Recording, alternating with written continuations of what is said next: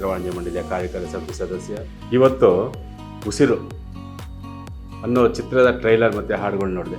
ಈ ಉಸಿರು ಅನ್ನೋದು ಮನುಷ್ಯನಿಗಾಗಲಿ ಪ್ರಾಣಿಗಳಿಗಾಗಲಿ ಉಸಿರೇ ಮುಖ್ಯ ಆಗುತ್ತೆ ಜೀವನದಲ್ಲಿ. ಹಾಗೆ ಚಿತ್ರ ನಿರ್ಮಿಸಿದಂಥ ನಮ್ಮ ಲಕ್ಷ್ಮಿ ಮತ್ತು ಹರೀಶ್ ಅವರು ತುಂಬ ಒಳ್ಳೆ ಕಂಟೆಂಟ್ ತೊಗೊಂಡು ಒಳ್ಳೆ ರೀತಿಯಲ್ಲಿ ಚಿತ್ರ ಮಾಡಿದ್ದಾರೆ. ಒಳ್ಳೆ ಟೆಕ್ನಿಷಿಯನ್ಸ್ ಇಟ್ಕೊಂಡು ಪ್ರಭಾಕರ್ ಅಂತ ಡೈರೆಕ್ಟ್ರು, ಮ್ಯೂಸಿಕ್ ಡೈರೆಕ್ಟ್ರು ಎಲ್ಲ ತುಂಬ ಚೆನ್ನಾಗಿ ಮಾಡಿದ್ದಾರೆ. ನೋಡಿದಾಗಲೇ ಗೊತ್ತಾಗುತ್ತೆ. ಇತ್ತೀಚಿನ ದಿನಗಳಲ್ಲಿ ನಿರ್ಮಾಪಕರಾಗಿ ಜೆಂಟ್ಸ್ ಬರೋದೇ ಗಂಡಸರು ಬರೋದೇ ತುಂಬ ಕಷ್ಟ. ಬಂದು ಎಷ್ಟೆಷ್ಟೋ ನೋವುಗಳು ಅನುಭವಿಸಿದ್ದಾರೆ.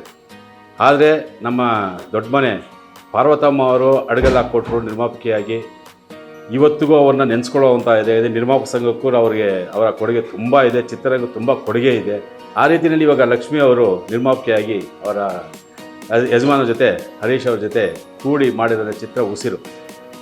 ಈ ಚಿತ್ರದಿಂದ ಅವರ ಒಂದು ಮೊದಲನೇ ಚಿತ್ರ ಆದರೂ ಕೂಡ ಆಲ್ರೆಡಿ ಅವ್ರ ಎಕ್ಸ್ಪೀರಿಯನ್ಸ್ ರೀತಿ ಅವರ ಜೊತೆ ಒಂದಷ್ಟು 10 ನಿಮಿಷ ಮಾತಾಡಿದ ಕೂಡಲೇ ಇವರು ಒಂದು ನಮ್ಮ ದೊಡ್ಡ ಮನೆ ಪಾರ್ವತಮ್ಮ ಹತ್ರ ಇವರು ಬೆಳಿಬೇಕು ಅಂತ ಅನಿಸ್ತಾ ಇದೆ.